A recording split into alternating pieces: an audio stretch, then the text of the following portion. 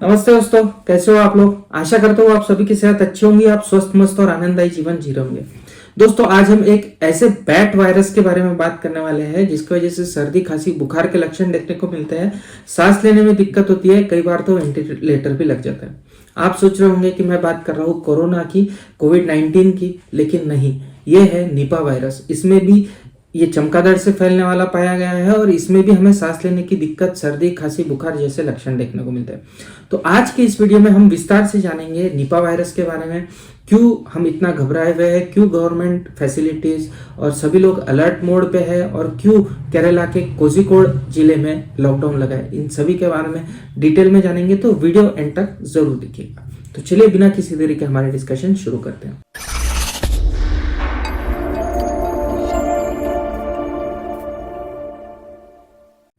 दोस्तों, आगे बढ़ने से पहले आप सभी से अनुरोध रहेगा कि प्लीज मेरे चैनल को लाइक और सब्सक्राइब जरूर कर दीजिए। साथ ही साथ बेल आइकन के बटन को भी दबा दीजिए, जिससे जब भी मैं कोई नया वीडियो अपलोड करूं तो उसकी नोटिफिकेशन आपको तुरंत मिल जाए। इस बीमारी के वीडियो आप ज्यादा से ज्यादा शेयर कीजिए, क्योंकि ऐसी सिचुएशन में जानकारी ही बचाव होती है। तो चलिए बात करते हैं निपा वायरस के बारे में। निपा वायरस के अभी तक 6 कंफर्म्ड केसेस हमें देखने को मिले हैं, जिसमें से 2 की अनफॉर्चुनेटली डेथ हो गई है और बाकी के 4 हमें कंफर्म्ड पॉजिटिव केस देखने को मिले हैं।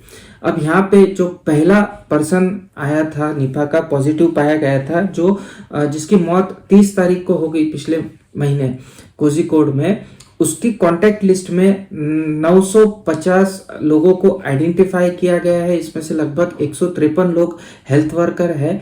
इसमें से 231 लोगों को हाई रिस्क पाया गया है, इन्हें आइडेंटिफाई किया गया है और इसमें से 21 लोगों को हॉस्पिटलाइज किया गया है, जिनमें ज्यादातर लोगों के अंदर माइल्ड सिम्टम है, कुछ एक लोगों के अंदर सीवियर सिम्टम्स है। एक तो बेचारा 9 साल का बच्चा है जिसे वेंटिलेटर लगा है।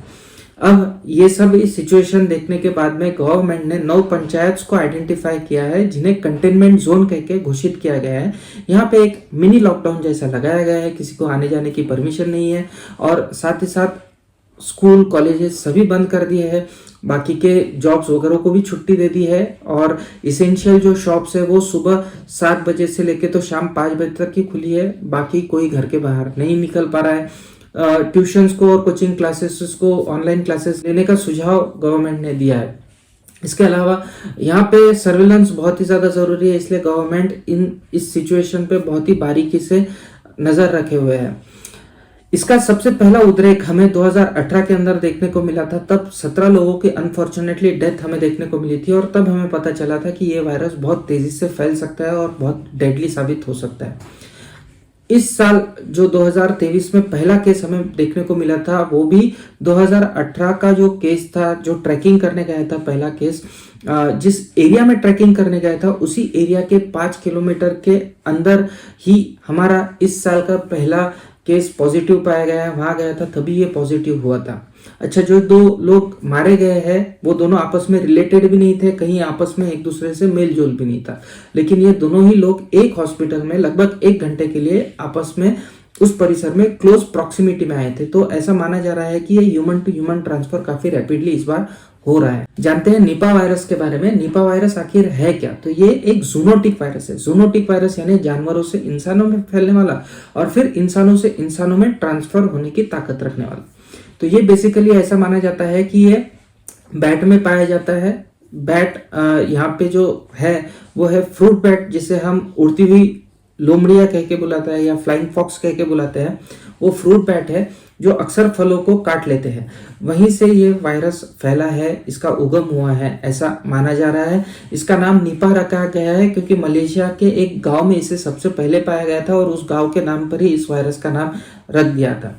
अब ये फैलता क्यों है? ये या तो हम बैट ने खाए हुए चबाए हुए फ्रूट्स को यदि खा लेते हैं तो उस वजह से फैल सकता है। हमने ये देखा है कि मलेशिया और सिंगापुर में ये सूअरों के अंदर हमें ज्यादा देखने को मिलता था और सूअरों के से फैलता हुआ हमें देखने को मिला था। तो यहाँ पे भी हो सकता है कि पशुओं के यदि हम क्लोज कांटेक्ट में आ जाते हैं, करीबी संपर्क में आ जाते हैं, या उनके जो फ्लूइड्स है, बॉडी फ्लूइड्स है, पेशाब है, दूध है, इनके क्लोज कांटेक्ट में आ जाते हैं तो हमें होने की संभावना इसके अंदर हमें देखने को मिलती है। इसकी वजह से हमें सांस के रोग देखने को मिलते हैं और साथ ही साथ ये खतरनाक इसलिए भी है क्योंकि इसकी वजह से हमें दिमागी सूजन भी देखने को मिलती है, जिसे हम मेनिंजाइटिस कह के बुलाते हैं। इसमें हमें बुखार होता हुआ देखने को मिलता है, सिर दर्द होता है, खांसी होती है, उल्टी होती है।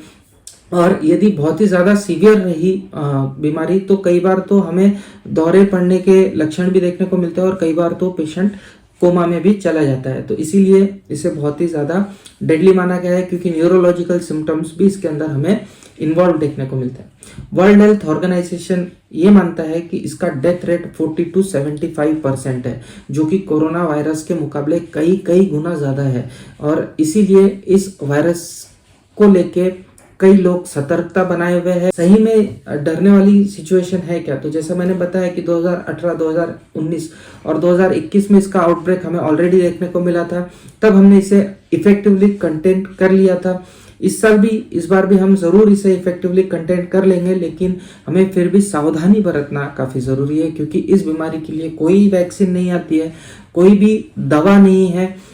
इसके लिए हम सिर्फ सपोर्टिव केयर दे सकते हैं, कुछ होम्योपैथिक मेडिसिन लक्षणों के हिसाब से इसके लिए दे सकते हैं, लेकिन जागरूकता रखना हमें काफ़ी इम्पोर्टेंट है। और इसमें ये भी जागरूकता रखनी है कि यदि हम कोई फल खा रहे हैं और उसके ऊपर कुछ पक्षी ने काटे हुए निशान हमें देखने को मिल रहे हैं, तो उस फल को खाना अवॉइड कर देना चाहिए, क्योंकि हम ये सोचते हैं कि उसको तोते ने काटा हुआ होगा, लेकिन हो सकता है कि उसको फ्रूट बैट ने काटा है। तो इस तरह के फलों को हमें ज़रूर अवॉइड करना है।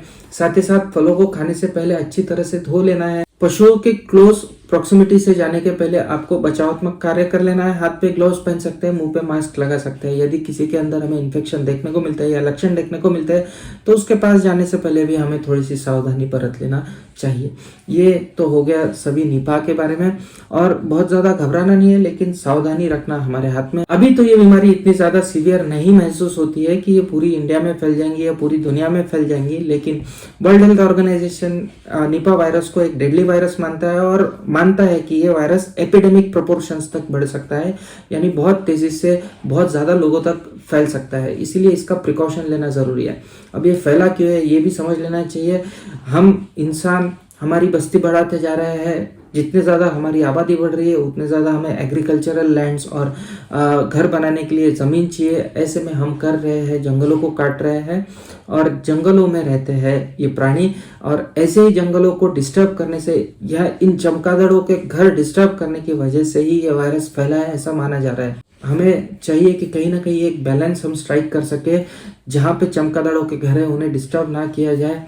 पता नहीं प्रकृति आगे हमारे लिए क्या स्टोर करके रखी है। मिलते हैं अगले वीडियो में इसी तरह का कोई इंटरेस्टिंग सा टॉपिक लेके आपके सामने फिर से हाजिर होऊंगा। आशा करता हूँ आपका आज का जो वीडियो है ये आपको पसंद आया होगा। तब तक के लिए आप सभी की इजाजत चाहूंगा। जय हिंद, जय भारत।